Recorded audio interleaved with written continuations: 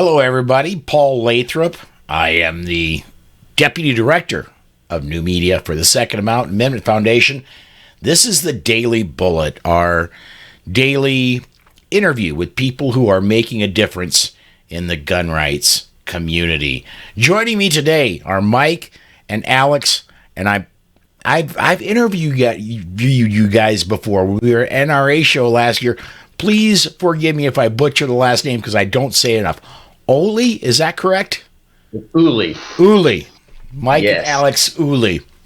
They are both attorneys in the southern portion of Indiana.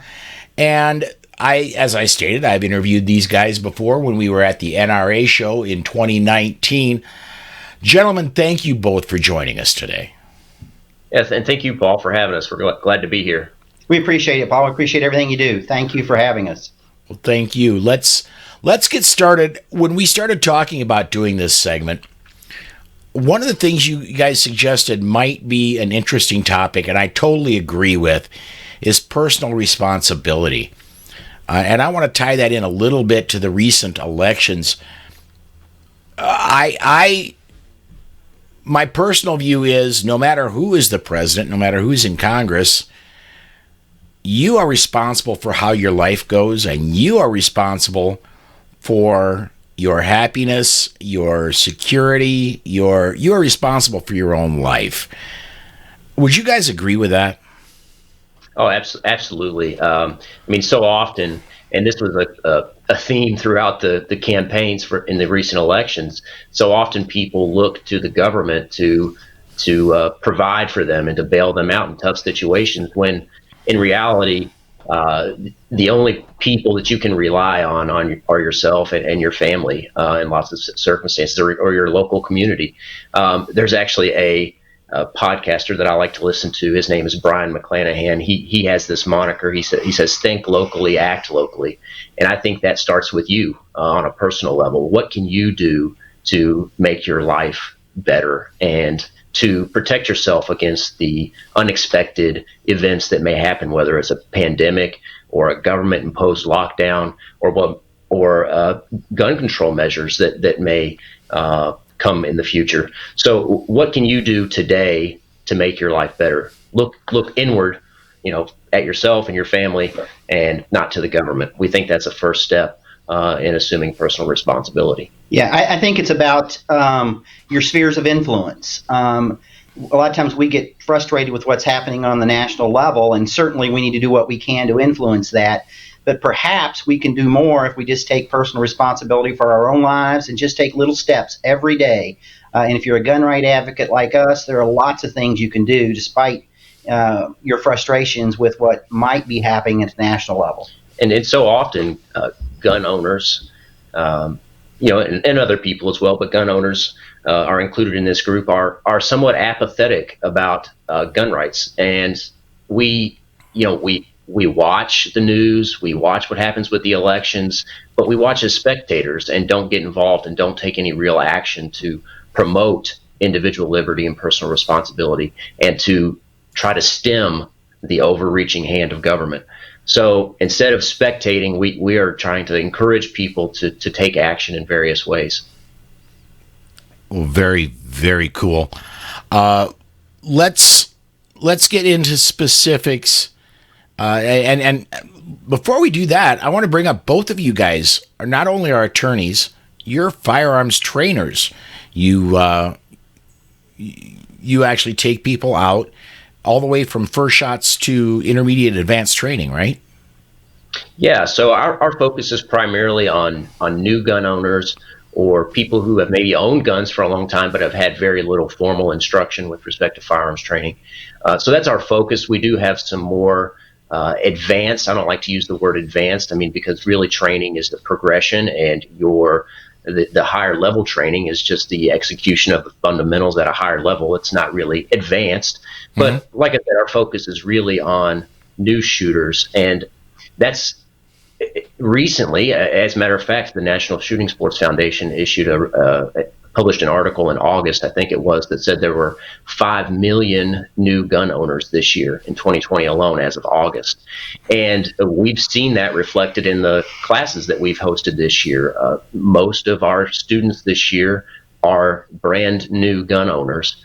And so we want to provide people with a foundation, the fundamentals to develop on their own after they take our class, to seek out additional training, to be advocates to others, to seek out training, and to promote personal responsibility in an informed way. Yeah, we want folks that have never been around firearms before, and we want them to have a good first experience with safety. We want to help them with the crawl phase of gun skills, and hopefully they'll get to Masada Ayub or Gunsight or Tiger McKee or John Farnham or Tom Gibbons at some point in time as they advance into more defensive skill sets. Although, as Alex said, advanced is probably not the appropriate word, just the basic skills executed more efficiently. Right. Yeah, I'm wondering really quickly, and I from time to time when I talk to trainers, I will ask this: are you seeing what is being reflected in the national gun media, in that a lot of the new gun owners are minorities and women, and that they are really exploding onto the gun owner scene? Yeah, that's been reflected in our classes. We've had many new students, like we said, and a lot of them are women or folks who have widows, older women who no longer have their husband and feel like they need to be able to protect themselves. So yeah, we definitely see quite a few women. As a matter of fact, we had one gentleman the other day who was from England, and he had been apathetic and maybe even opposed to firearms ownership, never really saw the point of owning a firearm until this year with the rioting and the pandemic. And it dawned on him that maybe it is a good idea to be able to protect myself, and maybe I can't rely on the police to be there in the time of crisis, at least not when seconds count. So yeah, we definitely see new groups and a greater number of them showing up in classes. One group that's particularly satisfying to me are folks that are that are to the left of me politically, that had never considered even owning a gun before. And, they're investigating gun ownership now. And that's what we need. We want them to have a positive experience with respect to that first, gun training or gun usage. And we think that'll help us even politically. Of course, that's not the reason we necessarily do it. It's for safety reasons, a lot of times with training and marksmanship and gun handling. But we're seeing, different political groups come to training as well. I think that's a great thing, simply because I consider myself politically a libertarian, although I'm a member of the Republican Party. But I think that Second Amendment rights are really human rights and should apply no matter what political spectrum you happen to think like. Yeah, and I agree. I think that's a great point. So often people say that we get our right to own and possess a firearm from the Second Amendment, and that's just not true. The Second Amendment simply recognizes a pre-existing natural right to self-defense, to protect the most valuable property right that you have, the right in your own body. There's an extension of that property right, the right to self-defense, and the Second Amendment merely recognizes that right. And I think that's an important distinction that people need to understand. All right, so let's kind of shift gears here a little bit. We've already eaten up about 2/3 of our time. I want to talk about specifically with you guys. Let's drill that. We may touch on state here, or on federal in a little bit, but let's drill down on, you guys are from Indiana, and Indiana is a fairly gun-friendly state, but you've got sections of the state and really sections of the legislature that would love to shove gun control right through. If somebody is looking at their state government, it looks like something nasty may be coming down the pipe. In lines with personal responsibility, there are things you can do as a personal citizen, as a private citizen, to stop these things from going forward. Can you guys talk about that a little bit? Yeah, sure. So often people in the gun community focus on the Second Amendment and focusing on protecting our Second Amendment rights. And I don't want to understate the importance of the Second Amendment, but at the state level, most states have a provision in their constitution similar to the Second Amendment. Indiana has one such provision protecting the right to bear arms in defense of yourself and the state. So I think it's important not only to focus on advocating for the Second Amendment, but for advocating for liberty and gun rights at the state level. And I think it's important to organize and be ready to stem gun control measures ahead of time and be in more of an offensive position rather than a defensive position. And a great example of that was in Indiana here, we tried to pass constitutional carry, which most people know, but for those who don't, constitutional carry is simply the idea that you don't need a license to carry a firearm. You don't need a license to exercise a fundamental right to keep and possess a firearm in self-defense. So in Indiana, it got pretty far into the legislative process, and at the last minute, because some Republican legislators got some cold feet, the legislation just died. It didn't even come to a vote. And in a response to that, an organization started here in Indiana called the 2A Project. And it's an organization started by Guy Relford, who's an attorney in Indianapolis, and he runs the Gun Guy show. A lot of people know him from the radio. But it's an organization that is meant to help support the passing of constitutional carry and other gun legislation or gun rights legislation. So look for organizations like that in your state. If you're in Indiana, check out the 2A Project. And be ready to advocate for your rights ahead of time instead of responding to groups like Moms Demand Action. Yeah, and I think there's some good news here. You know, we're disappointed with some things that are happening on the national level. Although I look forward to what the Second Amendment Foundation can do in the courts, particularly with the appointment of Amy Coney Barrett. But in Indiana, we still have a Republican majority in both houses of our legislature, and many other states enjoy that as well. So I think it's not a matter of necessarily being defensive on the state and local level. We can be on offense here. And for instance, as Alex discussed, the constitutional carry issue in Indiana.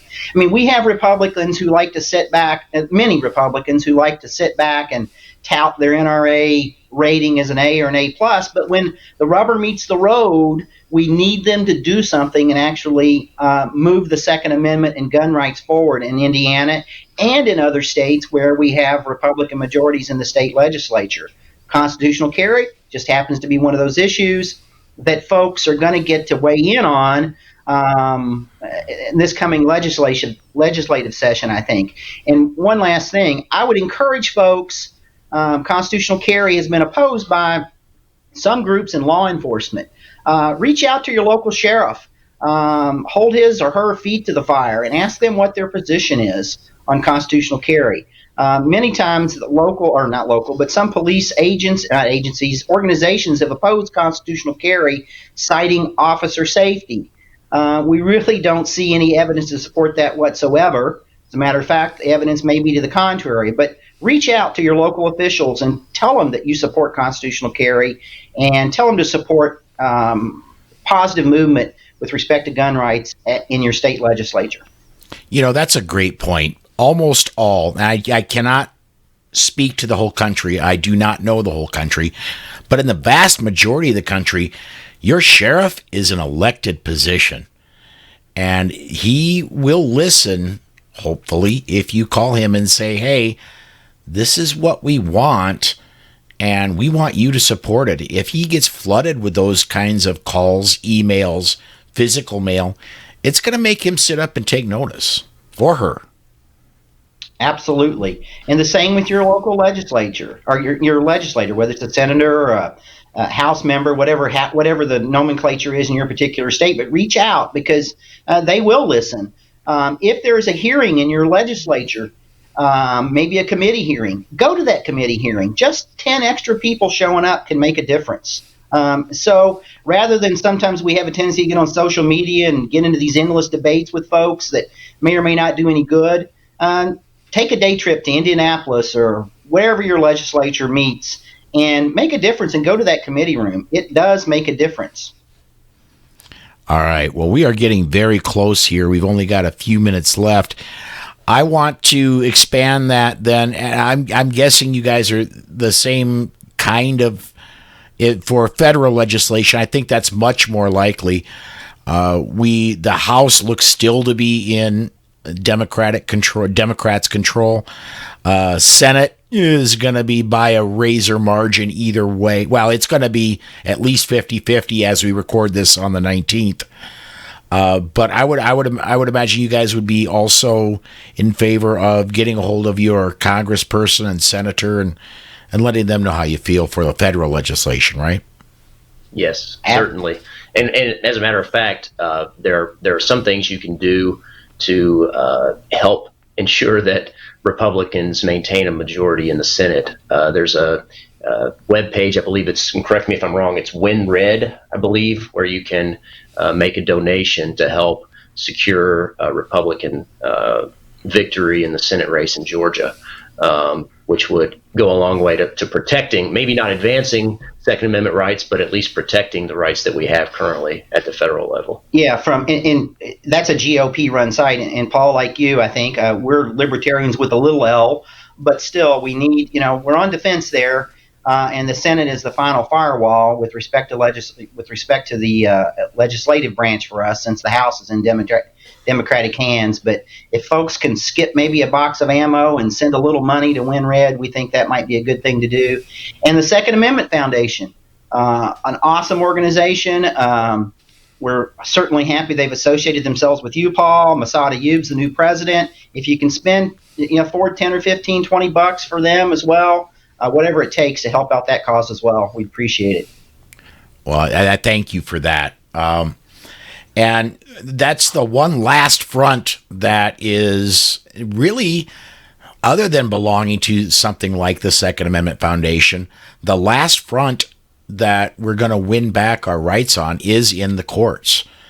And I'm not sure if you guys have seen, but in the past few weeks, there has just been, not only with the Second Amendment Foundation, but other organizations as well, since the appointment and installment of Amy Coney Barrett in the Supreme Court, there has been just a flurry of lawsuits that have been filed, and that's very encouraging for me. What do you guys think about it?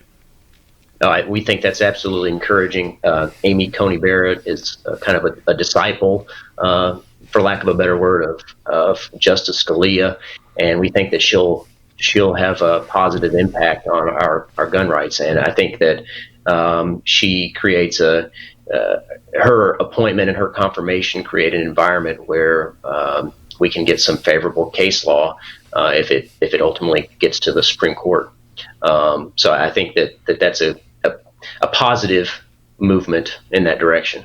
Yeah, we really need to build on, I don't want to get down into the weeds, but we really need to build on Heller and McDonald, which we can thank Alan Gottlieb and the Second Amendment Foundation for. We need to build on that, but don't forget the Senate. We really need to keep the Senate to prevent any kind of court packing, so that the court stays in its current composition if we can. So the Senate is very important to that as well. For somebody who may not know or may be unclear, could you describe, Mike, real quickly what court packing is?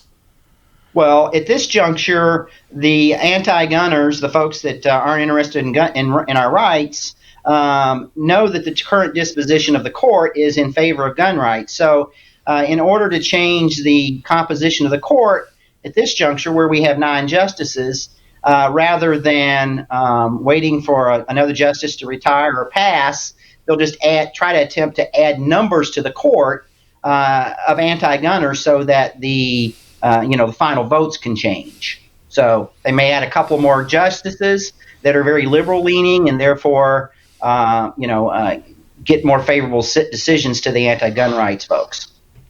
Sure. And just to be clear, there is nothing in the Constitution. The Constitution says there's a Supreme Court. It does not say how many sit there. Absolutely correct. That is legislatively handled. And I believe, if I'm remembering my history right, I believe it was in the 1930s that it came to be 9 members on the Supreme Court. Yeah, FDR, there was the court packing that FDR engaged in, much for the same reasons, not because of gun rights at that time, but because of his unfavorable opinion of decisions that were coming or expected to come out of the Supreme Court. So absolutely, you're correct of your history, I think, and that's why the Senate's so important, because they're going to have a deciding factor in whether the composition of the court can change in terms of the numbers. Absolutely. Well, we've plumb run out of time for our segment today. I want to thank you both for joining us. If somebody's interested in getting training or anything else you guys are doing, how do they find you? Yeah, so we have a website for our firearms training organization. It's o2gungroup.com. We also have a website for our legal practice. It's ooleylaw.com. You can find us at either of those websites if you want more information. Very, very cool. Well, Mike and Alex Ooley, I want to thank you both for joining me today. All right. Thanks a bunch, Paul. And Paul, thank you, and thank you for your work. You bet. Folks, we are going to go ahead and set this one aside there. What I would like to offer you is to please subscribe to the channel. And when you do, click the notification bell so you know when we put out a new video, which we'll be doing again tomorrow. Come join us then.